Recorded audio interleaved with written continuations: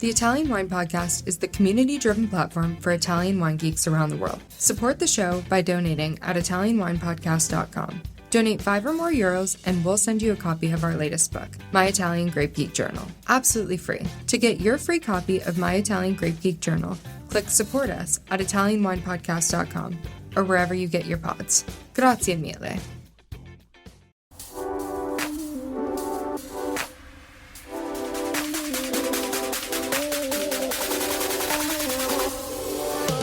Welcome to another episode of On the Road Edition, hosted by Stevie Kim.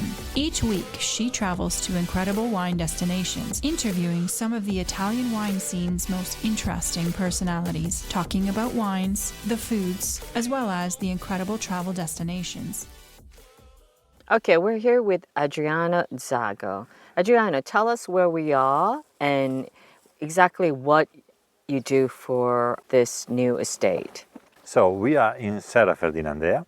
Serra Ferdinandea. Yes. First of all, why is it called Ferdinandea? It seems a little bit Spanish. Yeah, that's correct, because we are just in front of what was Ferdinandea Island, and which was a volcanic island who collapsed in itself some years ago. It arose and then it collapsed, right? Yes, that's correct. And so we are just in front of that, and it was the Isola Ferdinandea. So Isola che non c'è. Right? Isola che non c'è, exactly. That's a very poetic vision. And so we are really nearby to Menfi, let's say. And this is a project, Serra Ferdinandea, from Oddo family and Planeta family.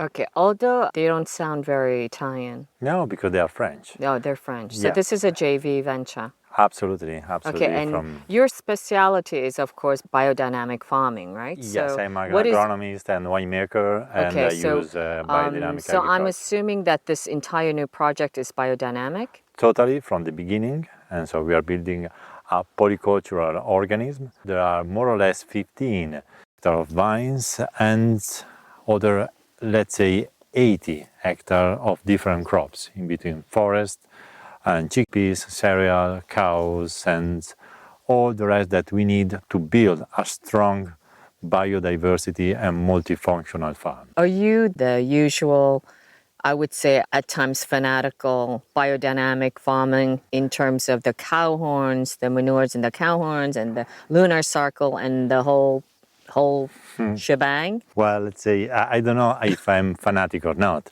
I just know that I use biodynamic agriculture in different contexts since 20 years ago. And for me, that's easy because biodynamic works. And so I can see results in the soil, on the crop, on the vineyards, on the wine, and especially on the human being. So okay. That's so why tell us what you're doing exactly. Give us a little flavor of what biodynamic farming is here for the Serra. Well, that's quite easy because we are in front of a vineyard where we use the biodynamic preparation for the soil and for the vines. We use green manure in order to increase the biodiversity and the organic matter on the soil. And we use compost that we add also in order to increase the organic matter of the soil.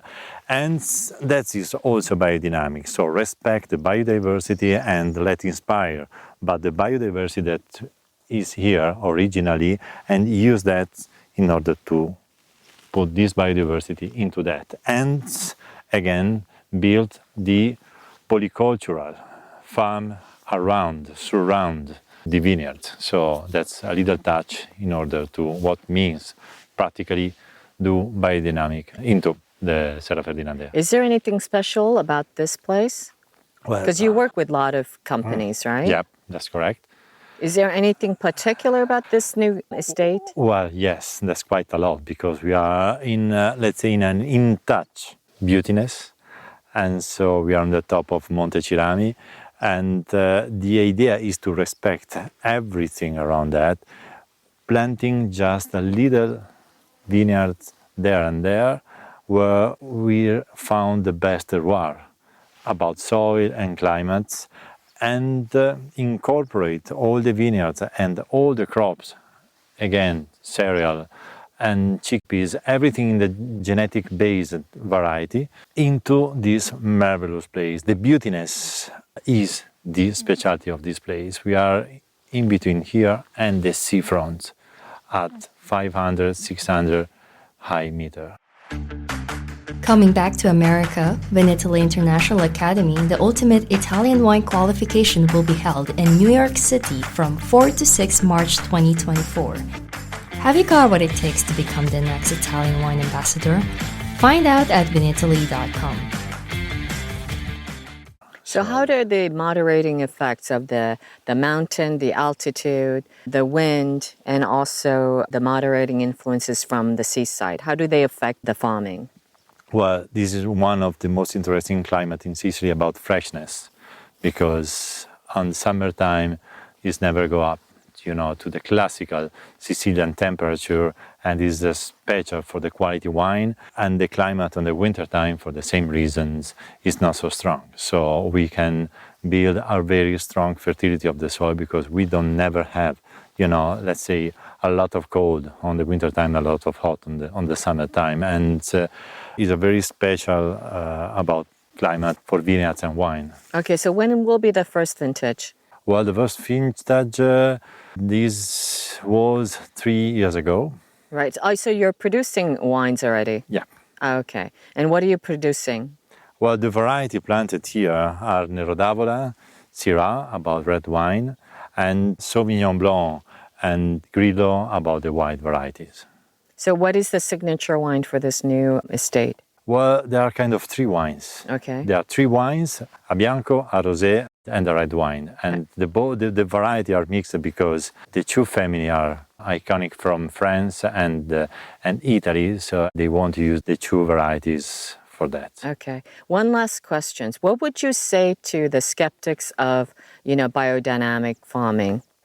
Well, drink a good wine and don't ask if it's biodynamic or not, and you will discover in many cases that the good wine are already biodynamic, because the best icons all around the world are choosing the biodynamic for increase the quality of the soil, the process, and the wine. Okay, and that's a wrap.